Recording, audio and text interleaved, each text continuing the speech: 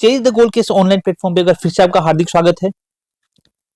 हमने पढ़ा था कि मालदेव जो हैं, उन मालदेव के 4 पुत्र थे। पहला राम था जिसको गुंदोज पाली का परगना मिला, एक उदय सिंह था जिसको फलोदी का परगना दिया, चंद्रसेन था जिसको मालदेव ने अपना उत्तराधिकारी घोषित किया था, और एक पुत्र रायमल था जिसको उसने उन्होंने सिवाना का परगना जो था वो दिया था। हमने यह भी पढ़ा कि जो राव चंद्रसेन थे, ये राव चंद्रसेन अकबर के साथ ताउम्र क्या करते रहे, संघर्ष करते रहे, और कभी भी उन्होंने अकबर की दास्ता को स्वीकार नहीं किया। अकबर ने पहले सन 1564 के अंदर हुसैन कुली खां के नेतृत्व में राव चंद्रसेन को पकड़ने के लिए सेना भेजी थी, लेकिन राव चंद्रसेन यहां से कहां चले गए, भादराजून जालोर चले गए थे। फिर क्या हुआ कि सन 1577 के अंदर अकबर ने दोबारा से शाहबाज खान और राय सिंह के नेतृत्व में सेना भेजी, और यहां से जो राव चंद्रसेन थे वो कहां चले गए थे, वो सोरन की पहाड़ी सोजत पाली चले गए थे, और वहां पर ही 1581 ईस्वी में क्या होता है, 1581 ईस्वी में राव चंद्रसेन का देहांत हो जाता है। ये हम अपनी लास्ट क्लास के अंदर डिस्कस कर चुके थे। एक महत्वपूर्ण बात जो हमने वहां पे डिस्कस की थी, अगर आपको ध्यान होगा तो हमने एक आपको बात बताई थी कि जब अकबर का नागौर दरबार लगा था 1570 के अंदर, तो अकबर के नागौर दरबार में राव चंद्रसेन जो थे वो आए थे, लेकिन राव चंद्रसेन वहां से वापस चले गए जब उन्हें नागौर दरबार के अंदर अपनी जो उपस्थिति थी वो सम्मानजनक नहीं लगी। और इस बात का पता जब अकबर को चला कि राव चंद्रसेन जो है वो वहां से मेरी अधीनता स्वीकार किए बिना वापस चले गए हैं, तो उस कंडीशन के अंदर ही अकबर ने 1500 उस कंडीशन के अंदर ही अकबर जो है, उस अकबर ने जो 1577-78 का युद्ध हुआ था, मतलब युद्ध क्या, उसने शाहबाज खां और राय सिंह को भेजा था किसको पकड़ने के लिए, राव चंद्रसेन को। जो अकबर था, ये अकबर चूंकि कभी राव चंद्रसेन जो है उस राव चंद्रसेन को अपने अधिकार में नहीं ले पाया, अकबर जो है वो कभी भी राव चंद्रसेन को हरा नहीं पाया, कभी पकड़ नहीं पाया। इस कारण से ही यह जो राव चंद्रसेन है, इन राव चंद्रसेन को क्या कहा जाता है, राव चंद्रसेन को मारवाड़ का प्रताप, मारवाड़ का अग्रगामी, या फिर भूला भिसरा नायक जो है, उस भूले बिसरे नायक के नाम से भी जाना जाता है। किस किस नाम से जाना जाता है, मारवाड़ का प्रताप बोलते हैं इसे, प्रताप का अग्रगामी बोलते हैं, विस्मृत नायक बोलते हैं, या भूला बिसरा नायक के नाम से भी इसको जाना जाता है। अब क्या हुआ कि 1581 ईस्वी में राव चंद्रसेन की हो जाती है मृत्यु। 1581 में राव चंद्रसेन जो हैं, उन राव चंद्रसेन की मृत्यु हो जाती है। राव चंद्रसेन की मृत्यु हो जाने के बाद अकबर क्या करता है, अकबर 1581 से 1583 तक का जो ड्यूरेशन है, अकबर 1581 से 1583 तक का 2 साल का जो ड्यूरेशन है, इस 2 साल के ड्यूरेशन के अंदर जोधपुर जो है, उस जोधपुर को खालसा क्षेत्र घोषित कर देता है। जोधपुर को क्या करता है, जोधपुर को खालसा घोषित कर देता है, और यहां का जो अधिकारी है वो राय सिंह को नियुक्त कर देता है।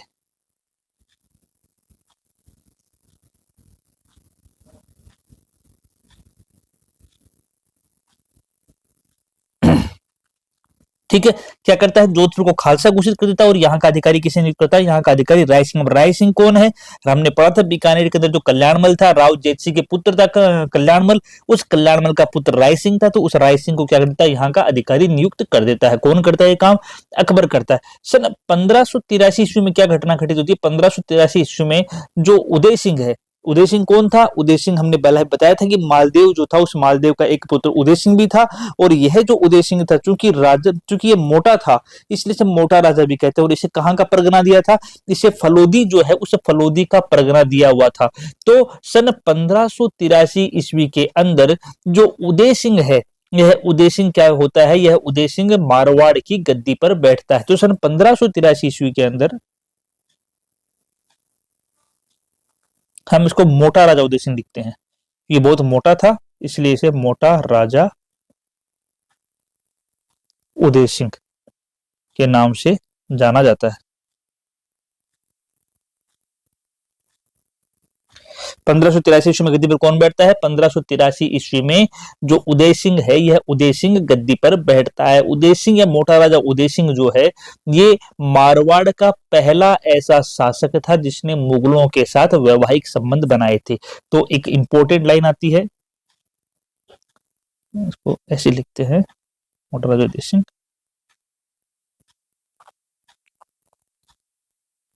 मारवाड़ का पहला शासक जिसने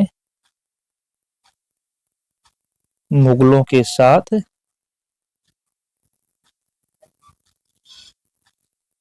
वैवाहिक संबंध बनाए। ठीक है, तो उदय सिंह जो है वो ऐसा पहला शासक था जिसने क्या किया था, जिसने जो मुगल थे उन मुगलों के साथ क्या गया था, मुगलों के साथ वैवाहिक संबंध स्थापित किए थे। कैसे किए थे? उदय सिंह की एक पुत्री थी जिसका नाम था जगत गुसाई। ठीक है, जो उदय सिंह था,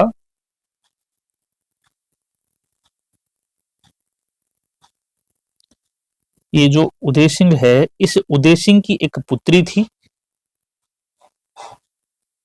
जिसका नाम था जगत गोसाई या भानुमति। उदय सिंह की एक पुत्री थी जिसका नाम था जगत गोसाई या भानुमति। और उदय सिंह ने, मोटा राजा उदय सिंह ने उसका विवाह किसके साथ किया था? मोटा राजा उदय सिंह ने उसका विवाह जो किया था वो अकबर के पुत्र जहांगीर के साथ किया था। और इससे ही जो इनके विवाह से जो पुत्र हुआ था वो कौन था? वो खुर्रम था, खुर्रम या शाहजहां था।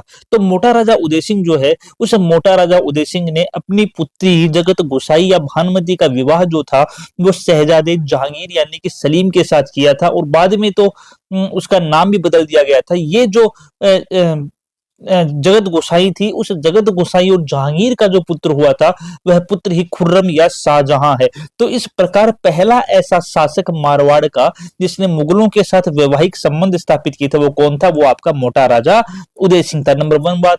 नंबर दूसरी बात, उदय सिंह जो है, मारवाड़ की चित्रकला शैली पर सर्वाधिक मुगल शैली का प्रभाव कब पड़ा? वह भी उदय सिंह के समय पे ही पड़ा। तो यहां भी एक इंपॉर्टेंट इंफॉर्मेशन हमारे पास आती है कि इसके समय में ही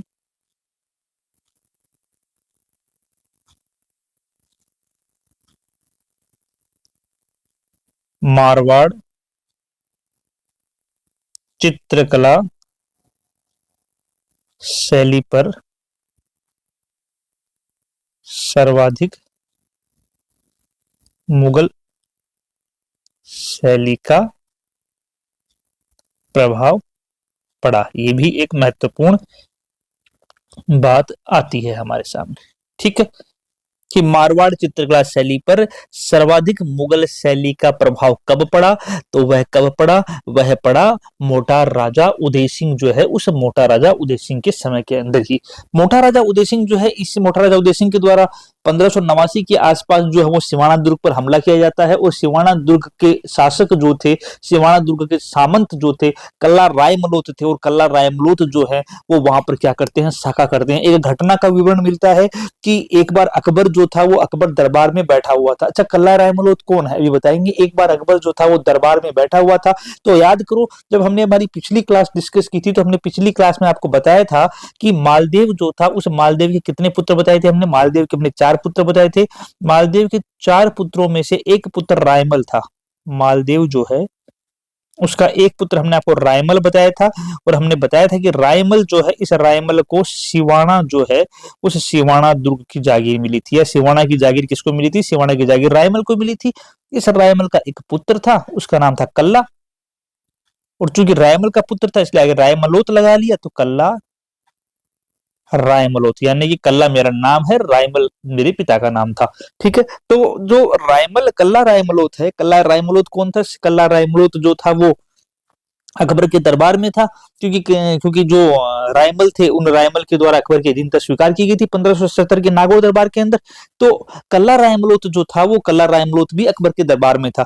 तो ऐसा घटनाक्रम मिलता है कि एक बार अकबर जो था वो अपने दरबार के अंदर बैठा हुआ था और बूंदी का एक शासक हुआ करता था सुरजनहाड़ा।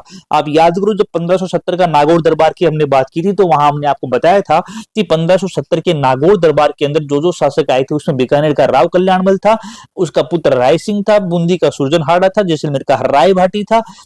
इसके अलावा अपने मारवाड़ से ये गए थे, उदय सिंह गए थे। इसके अलावा हमारे राव चंद्र सिंह भी गए थे। तो ये कई राव चंद्र सिंह चूंकि वहां से बाद में वापस आ गए थे, तो ये कई शासक जो थे वो 1570 के अकबर के नागौर दरबार में गए थे।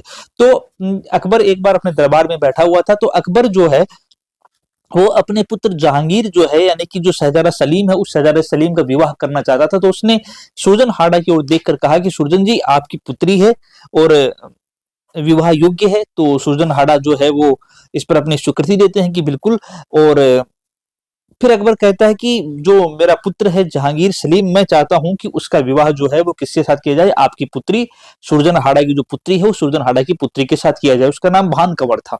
जो सुरजन हाड़ा की पुत्री थी, सुरजन हाड़ा की पुत्री का नाम था भानकवर, कि आपकी पुत्री जो है उस आपकी पुत्री के साथ मेरे पुत्र यानी कि सलीम का विवाह कर दिया जाए। तो अकबर जो है वो अकबर क्या चाहता है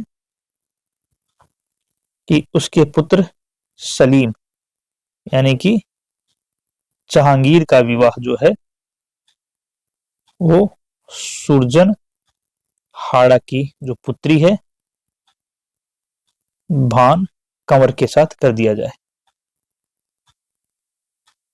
ठीक है, अकबर ने ये कहा। तो अकबर के द्वारा जब ये कहा गया तो सुरजन हाड़ा जो है वो सुरजन हाड़ा खड़े होते हैं, और सुरजन हाड़ा खड़े होकर ये कहते हैं कि महाराज, आपने थोड़ी सी लेट कर दी, कि मैं अभी भी पिछले हफ्ते ही अपनी पुत्री जो है भान कंवर जो है, उस भान कंवर की सगाई जो है वो तय कर चुका हूं। अब अकबर को मालूम था कि सुरजन हाड़ा के द्वारा भान कंवर की कहीं कोई सगाई नहीं की, सुरजन हाड़ा जो झूठ बोल रहा है। तो अकबर ने पूछा भी किसके साथ तय की, तो सुरजन हाड़ा ने पूरे दरबार में देखा। पूरे दरबार में सभी जो है वो सर झुकाए नीचे बैठे हैं। एक कल्ला रायमलोत, कल्ला रायमलोत कौन था, अभी बताया मैंने आपको, जो सिवाना की जागीर मिली थी रायमल को, उस रायमल का एक पुत्र था जिसका नाम था कल्ला रायमलोत। तो अकबर ने देखा पूरे दरबार में सभी अपना सिर झुकाए बैठे हैं, केवल कल्ला रायमलोत है जो सिर ऊंचा करके आराम से अकबर और सुरजन हाड़ा के वार्तालाप को देख रहा है।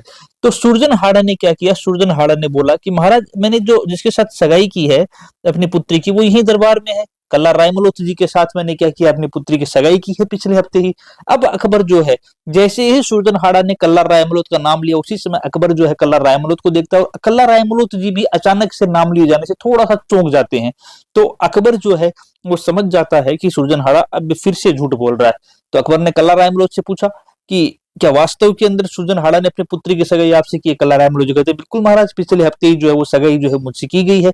भान कंवर इनकी पुत्री है, उसकी सगाई मुझसे हो चुकी है। तो अकबर समझ गया कि सुरजन हाड़ा भी यहाँ पे झूठ बोल रहा है, और कल्ला रायमलोत जो है वो भी यहाँ पर झूठ बोल रहा है। लेकिन अब अकबर कर भी क्या ले, अकबर कुछ कर नहीं सकता। अकबर कुछ क्यों नहीं कर सकता भाई, क्योंकि सुरजन हाड़ा की पुत्री है और सुरजन हाड़ा खुद बोल रहा है। अब पुत्री का पिता बोलेगा तो वह बात माननी ही पड़ेगी। तो अकबर जो है वो जैसे तैसे इस बात को हजम करता है। जैसे ही दरबार खत्म होता है, दरबार खत्म होते ही सुरजन हाड़ा जो है वो कल्ला रायमलोत से कहते हैं कि जल्दी से आइए आप बूंदी और सगाई कीजिए पुत्री के साथ। कल्ला रायमलोत जी हाँ भरते हैं, और हाथों हाथ क्या कर ली जाती है, दोनों की सगाई जो होती है वो कर दी जाती है। कल्ला रायमलोत की सगाई उनकी पुत्री भान कंवर के साथ कर दी जाती है। अब अकबर जो है, इस अकबर को यह बात हजम करना मुश्किल था कि मेरे सामने मेरे दरबार के अंदर इतनी बड़ी मेरी बेइज्जती कैसे हो सकती है कि मैं अपने पुत्र शहजादे सलीम की सगाई करना चाहता हूं, लेकिन सगाई ना होते हुए भी सुरजन हाड़ा के द्वारा क्या क्या कहता है, झूठ बोला जाता है। और रायमल जो है कल्ला रायमलोत जो है उसका पूरी तरीके से साथ देते हैं। अकबर को यह बात हजम नहीं होती। तो अकबर क्या करते हैं, अकबर इस कल्ला रायमलोत का यहां से करते हैं ट्रांसफर, और कल्ला रायमलोत का ट्रांसफर करके इसे भेज देते हैं लाहौर। पहले आगरा में था, अब यहां से इसे भेज देते हैं कहां पर, यहां से इसे भेज देते हैं लाहौर। लाहौर में क्या होता है, कल्ला रायमलोत के द्वारा मुगलों के गवर्नर के साथ कोई अनबन हो जाती है, और कल्ला रायमलोत जो है उस मुगल गवर्नर की हत्या कर देते हैं।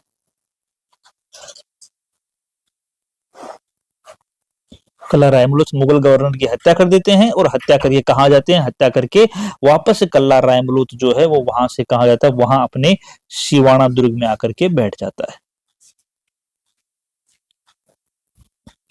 इस बात को कई दिन गुजर जाते हैं, तो अकबर इस बात पर कोई प्रतिक्रिया नहीं देता। तो कल्ला रायमलोत को लगता है कि ऐसा कैसे हो सकता है कि अकबर जो है वो इस बात पर कोई प्रतिक्रिया नहीं दे रहा है, क्योंकि मैंने उसके गवर्नर को मारा है, तो ये तो नहीं हो सकता कि अकबर जो है चुपचाप बैठने वालों में से। तो उसे लगा कि कुछ ना कुछ समस्या तो हो सकती है। फिर एक दिन क्या होता है कि कल्ला रायमलोत के पास सिवाना दुर्ग में अकबर का पैगाम आता है कि कल्ला जी आप आइए, मुझसे मिलिए, मैं आपकी बहादुरी से बहुत खुश हूं। आपने जो मुगल गवर्नर लाहौर के अंदर आम पब्लिक के ऊपर जुर्म ढा रहा था, आम पब्लिक को परेशान कर रहा था। आपने ऐसे गवर्नर को मार करके मेरे जो शासन अवधि, मेरी जो शासन व्यवस्था है, उस शासन व्यवस्था को आपने एक कदम और आगे लेके गए कि ऐसे ऐसे मेरे पास हीरे भरे पड़े हैं जो अगर मेरे राज्य के अंदर गलत काम करेगा तो उसको बर्दाश्त नहीं करते हैं। तो मैं आपको सम्मानित करना चाहता हूं। कल्ला रायमलोध समझ गया कि कुछ ना कुछ दाल में काला है, लेकिन फिर भी कल्ला रायमलोध जो है वो यहाँ से अकबर के पास जाते हैं। अकबर जो है वो बात बात में कल्ला रायमलोध से पूछ लेता है कि कल्ला रायमलोध जी, जो शहजादा सलीम है वह शहजादा सलीम अब विवाह योग्य हो गया है। कल्ला रायमलोध जी कहते हैं जी महाराज बिल्कुल विवाह योग्य हो गया है। तो अकबर कहता है कि आपकी एक कल्ला रायमलोध जी आपकी भी तो एक बहन है, तो मैं चाहता हूं कि आपकी बहन के साथ जो है वो सलीम की शादी कर दी जाए। अब कल्ला रायमलोध की बात समझ में आ जाती है कि पूरा का पूरा माजरा क्या है, क्यों अकबर इतने दिनों तक चुप बैठा था। और अकबर जो है वो भी समझ जाता है कि अब कल्ला रायमलोध जो है वो क्या करेगा। उस दिन तो सुरजनहाड़ा को इसने बचा लिया, लेकिन आज ये अपने आप को कैसे बचाएगा। तो कल्ला रायमलोध कहता है कि महाराज कोई समस्या नहीं है शादी के अंदर, लेकिन हम आपकी तुलना के अंदर क्या है, थोड़े छोटे हैं, तो हम जो है अगर आप किसी और बराबरी वाले के साथ वैवाहिक संबंध स्थापित करें तो ज्यादा अच्छा रहेगा। लेकिन अकबर कहता है कि तू चिंता मत कर, विवाह की जितना खर्चा होगा वो अकबर उठाएगा, आप तो ये धन संपदा लेके जाओ, विवाह की तैयारी करो। कल्ला रायमलोध हाँ भरते हैं, धन संपदा लेकर आते हैं। और धन संपदा लेकर आने के बाद कल्ला रायमलोध उस धन से क्या करते हैं, अपने सिवाना दुर्ग की मरम्मत करवाते हैं। मरम्मत करवाने के बाद अकबर के पास पैगाम भेजते हैं कि इस तारीख को जहांगीर जो है वो बारात लेके आ सकता है, लेकिन बारात जो है वो छोटी लेके आना, क्योंकि हमारा सिवाना जो है इतना बड़ा नहीं है और ना ही मैं व्यवस्था करने के अंदर इतनी बड़ी बारात की व्यवस्था कर पाऊंगा। तो अकबर जो है इस बात से खुश होता है कि चलो शादी करने के लिए तैयार तो है कल्ला जी। तो अकबर क्या करता है, जहांगीर और जहांगीर के साथ कुछ सैनिक मंडली को क्या कर उसे मित्र मंडली को भेजता है। जैसे ही सलीम जो है वो अपनी बारात लेकर पहुंचता है सिवाना, सिवाना पहुंचते ही क्या होता है, कल्ला रायमलोध जो है वो अगुवाई करने के लिए जाते हैं जहांगीर की, जहां पर जहांगीर जो है उस जहांगीर का अपमान किया जाता है, जहांगीर के मित्रों का अपमान किया जाता है, उन्हें मार करके वहां से भगा दिया जाता है कि जो राजपूत हैं और कल्ला रायमलोध अपनी बहन का विवाह किसी मुगल के साथ नहीं करेगा। जब यह बात अकबर को पता चलती है तो अकबर जो है वो मोटा राजा उदय सिंह को भेजता है। चूंकि उस समय जो जोधपुर था उस जोधपुर का शासक मोटा राजा उदय सिंह था, तो अकबर मोटा राजा उदय सिंह को भेजता है। और मोटा राजा उदय सिंह को भेज करके अकबर जो है वो कल्ला रायमलोध को सबक सिखाने की बात कहता है। अब इधर से मोटा राजा उदय सिंह जो है वो अपनी बड़ी सेना लेकर के सिवाना दुर्ग को घेर लेता है। कल्ला रायमलोध को पता चल गया कि अब एक ही तरीका है केसरिया करने का, केसरिया करेंगे, अधिक से अधिक सामने की जो सेना है उसको क्षति पहुंचाएंगे और क्षति पहुंचाते हुए वीर गति को प्राप्त होना है, यही हमारी नीति है। ये कल्ला रायमलोध जी सोच लेते हैं, कल्ला रायमलोध जी समझ लेते हैं। उसी समय कल्ला रायमलोध जी जो है उनके पास एक पत्र आता है, किसका, भान कंवर का। भान कंवर जो है वो ये कहती है कल्ला रायमलोध को कि आपने यह तो तय कर लिया कि आपको क्या करना है, आपको सागा करना है, आप जो है वो केसरिया करने जा रहे हैं, लेकिन क्या आपको यह पता है कि आप केसरिया तो यहाँ पर करने जा रहे हैं, लेकिन आपका जो जोहर है उस जोहर की अगुवाई कौन करेगा। तो कल्ला रायमलोध ने कहा कौन करेगा भाई, जोहर की अगुवाई मैं तो शादीशुदा हूं नहीं, तो जोहर की अगुवाई जो बड़ी महिला होगी वो जोहर की अगुवाई करेगी। तो भान कंवर जो है वो दोबारा से पत्र में पूछती है कि मैं आपके जोहर की अगुवाई कर सकती हूँ, क्योंकि ऑलरेडी मेरी आपसे सगाई हो चुकी है। सगाई का मतलब क्या होता है, आदि शादी होती है, तो मैं आपके जोहर की अगुवाई कर सकती हूँ। तो उस दिन हुआ क्या, उस दिन युद्ध के अंदर सन 1589 की घटनाक्रम में सिवाना दुर्ग का दूसरा साका होता है। कल्ला रायमलोध जो है वो मालदेव की सेना यानी कि अकबर की सेना के साथ युद्ध करते हुए वीर गति को प्राप्त होते हैं, केसरिया करते हैं। और भान कंवर के नेतृत्व में क्या होता है, भान कंवर के नेतृत्व में सिवाना के अंदर जोहर किया जाता है। इस प्रकार से साका जो है वो कंप्लीट होता है। साका की घटना जो है, सिवाना दुर्ग का दूसरा साका जो होता है वो घटित होता है। तो ये एक घटना का विवरण मिलता है जिसको हमने आपको यहाँ पर बताया।